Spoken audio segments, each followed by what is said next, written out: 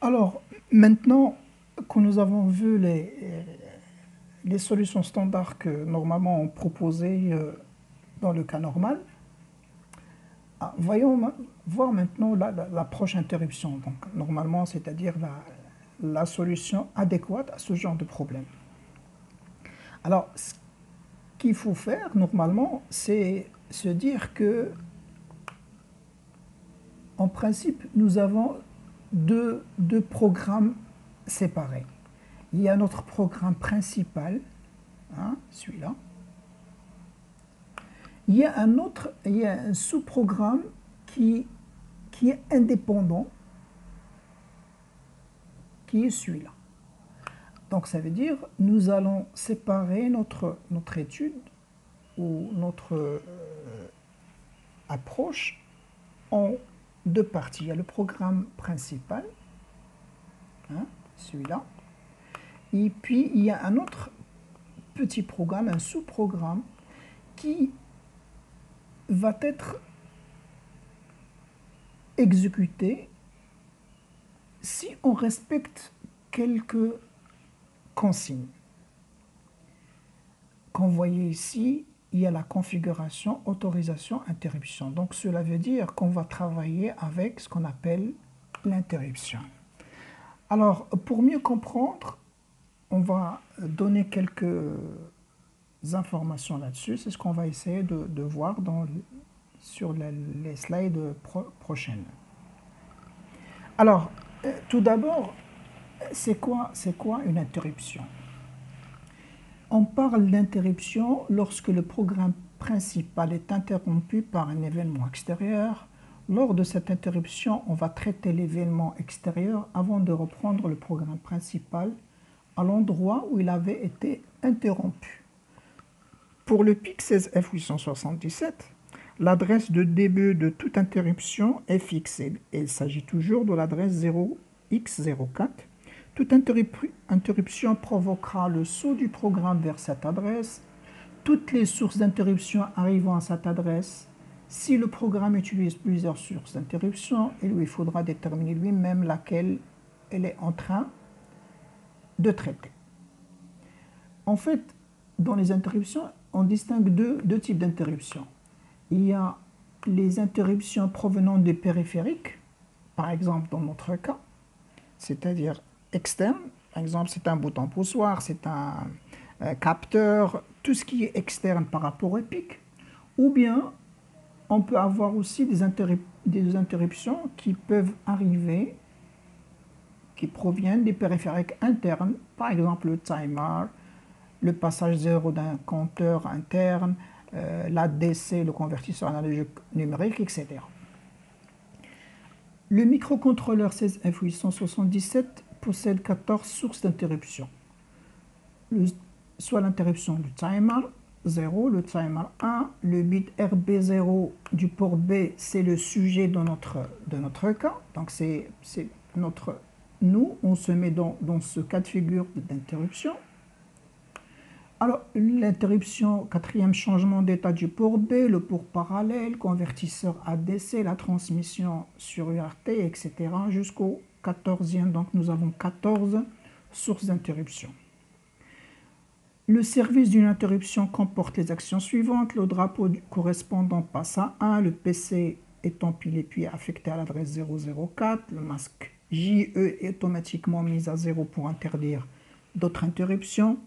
La fin d'un programme d'interruption, elle est mentionnée par l'instruction retfi. Hein? Retfi. Le PC est dépilé, JE est remis à 0. Alors ici, il y a beaucoup d'informations. Alors on va essayer de les mettre en relief petit à petit. Alors, ces bits-là, JE, etc., tous ces bits-là, ils font partie du registre intcon. Alors, ce registre intcon, qui lui contient 8 bits, chaque bit, on va voir à quoi il sert. Alors, le bit 0, c'est un flag, c'est un drapeau d'interruption qui indique un changement d'état du port B. Alors, c'est-à-dire que si RBIF est égal à 1, cela veut dire qu'il y a un bit de RB4 jusqu'à RB7 qui a changé d'état. S'il est égal à 0, il n'y a pas de changement d'état. Donc, c'est juste un indicateur. Hein. C'est un drapeau, c'est un indicateur d'interruption qui permet d'informer le PIC qu'il y a une interruption. Alors, pour le bit 1, c'est ce qu'on va voir nous avec c'est le bit qui nous intéresse, mais c'est juste un indicateur pour l'interruption qui va provenir du bit RB0. Le bit 2, c'est un indicateur que le timer a dépassé, c'est-à-dire il est passé de FF à 00. Le bit 3, alors ici, on passe à la validation. Donc là, pour tous ces bits-là, ce sont des indicateurs. Ici, c'est la validation ou l'autorisation. Donc là, pour le bit 3, donc, on va valider ou non l'interruption générée par le changement d'état du port B, les bits allant de RB4 jusqu'à RB7. Le bit 4, c'est la validation ou non de l'interruption générée par RB0 in, donc c'est notre cas. Donc ça veut dire quoi? Ça veut dire que pour nous, si on veut que le PIC prenne en considération l'interruption qui va être déclenchée par RB0, il faut aller au bit 4 ici et mettre un 1, tout simplement. D'accord? Et puis après, le bit 5, c'est l'autorisation, c'est-à-dire autoriser ou non l'interruption provoquée par le timer 0. Le bit 6, c'est l'autorisation ou non de l'interruption d'écriture de l'EPROM. Le bit 7, lui, c'est un bit qui est très important parce qu'en fait, c'est lui qui autorise ou non toutes les interruptions. Donc, pour travailler avec n'importe quelle interruption, il faut mettre ici le bit 7, il faut le mettre à 1. Alors, si on met à 0, donc même si l'interruption arrive, il ne va pas être pris en considération. Donc là, c'est très important. Le bit 7, pour autoriser toutes les interruptions, il faut lui mettre 1.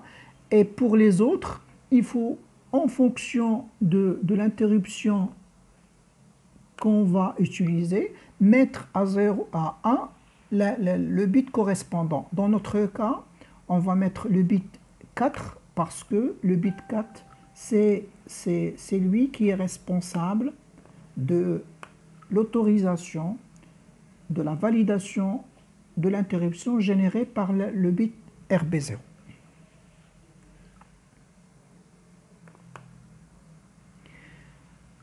Donc maintenant, pour nous, il va falloir mettre dans le registre intcon, il faut mettre l'information suivante. Donc 1 et les autres bits qu'on ne va pas utiliser, on va mettre des 0. Donc finalement, en hexadécimal, ça va faire 9, 0 en hexadécimal. Donc c'est l'information qu'il va falloir mettre dans le bit intcon.